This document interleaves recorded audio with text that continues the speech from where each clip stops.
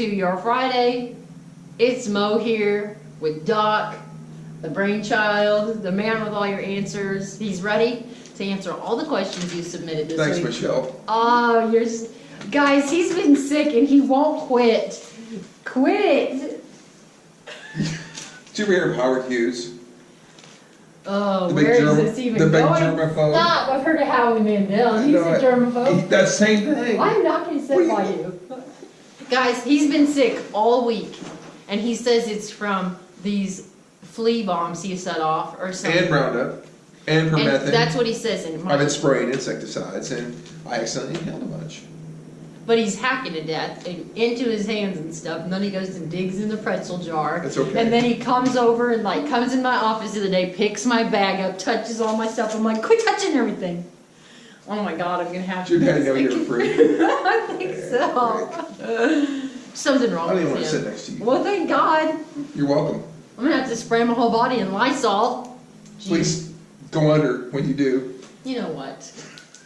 Let's get on with the questions. Okay, you guys submitted these questions. He's going to answer, and I am putting myself through all this for you. She's laying her life on the line right now. I That's am. what she's saying. You ready for your first question, you psycho? Okay, so the FDA recalled Valsartan, the heart medicine, and because they said it had cancer-causing chemicals in it. So they came out with some new things that they were saying you need to do if you're on Valsartan. What do you think people should do if they are on that medication? Are there replacements they can take for Valsartan, or however you say it? Valsartan, you idiot. Valsartan. You idiot. I don't know anything about it.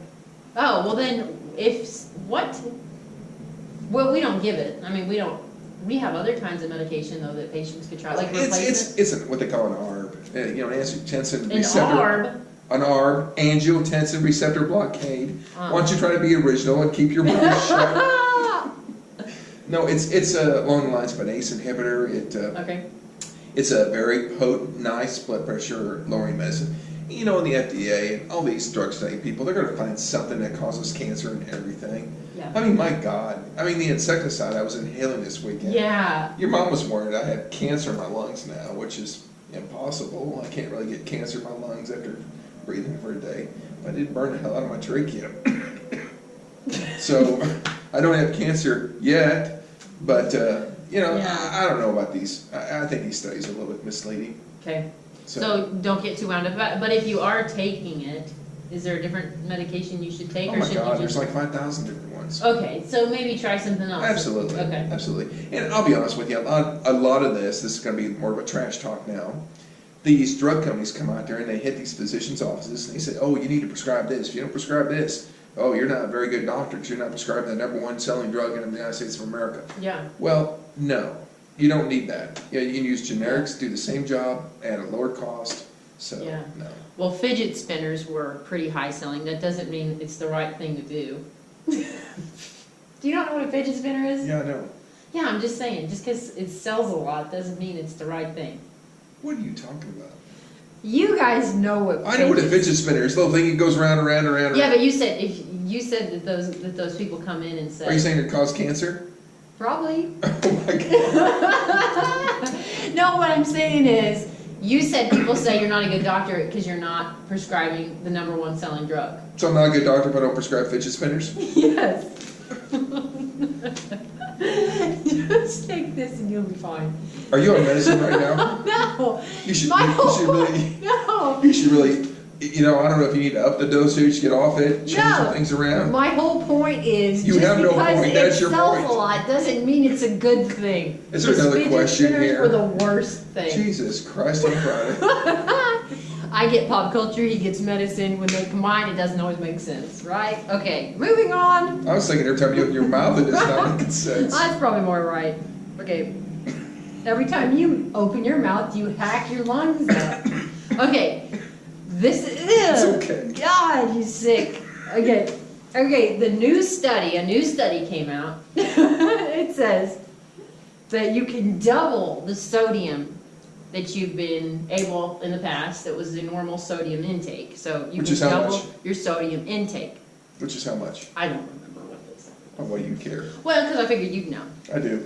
And they said that it is the double dose of your, what the guidelines were previously is okay for your heart and blood pressure, but that higher sodium can increase your risk for stroke.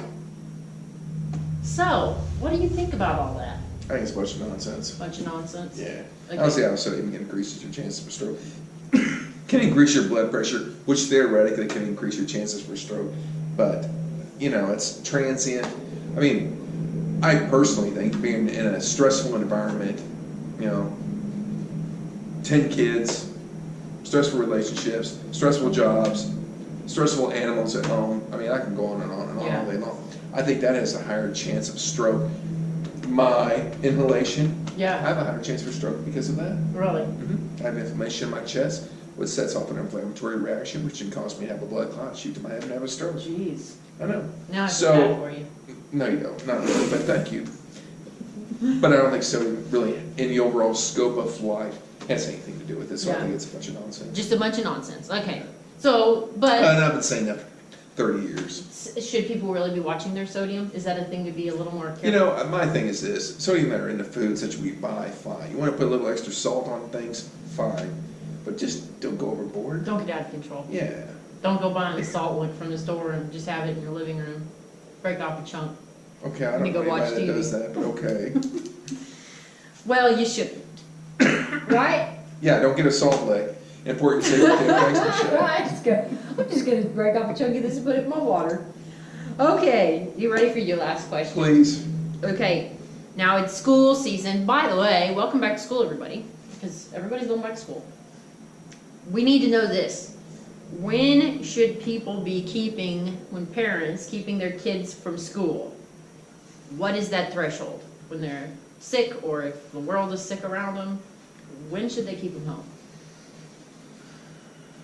Yeah, that's kind of a hard question to answer. And kids are going to get sick. I call them little germ factories when we're at school. I mean, you'll see an outbreak of strep and all these other, diseases when they go back to school, piss disease. Some will have the chicken pox, they don't get vaccinated and stuff like that. And I think it's not so bad that the children are exposed to it, because they're going to have to get exposed to it at some point in time. But just recognize that it's there. We see a couple of peaks in diseases in the clinics right after the kids go back to school, probably a month or a month and a half or so. And we'll see it around the winter time when they get consolidated. They're in gyms and they can't go outside, so you're moving the diseases closer together. So you'll see a spike then. And then the springtime kind of mellows out. Summertime, don't see much of anything. So I don't think you can fight it. And I don't think I would worry about it very much. So, but if your kid is infected, should they probably stay home? If you go to the doctor and he's got a fever, illness, sickness, upper respiratory tract infection, I'd say 3 days at home. They're good, especially if they're on antibiotics. Okay, cool. I think that pretty much does it. Very good. Well then, keep your kids, wash your hands, sanitizer, but you probably, at some point, they're going to get sick. Yeah, just good hand washing technique, that's all you need. Yeah, okay. Good soap, any soap's fine. And lots of Lysol. I'm just kidding. Oh my God. Thank you for this Friday. I've been spraying Lysol everywhere. He's like, I have a chemical issue. And you're spraying and I'm this and coughing I my can't butt off breathe." every time she goes Lysol on herself. All right. Well, I think that's it for this week. Good. Have a good Friday. See you See you guys. next week. See ya.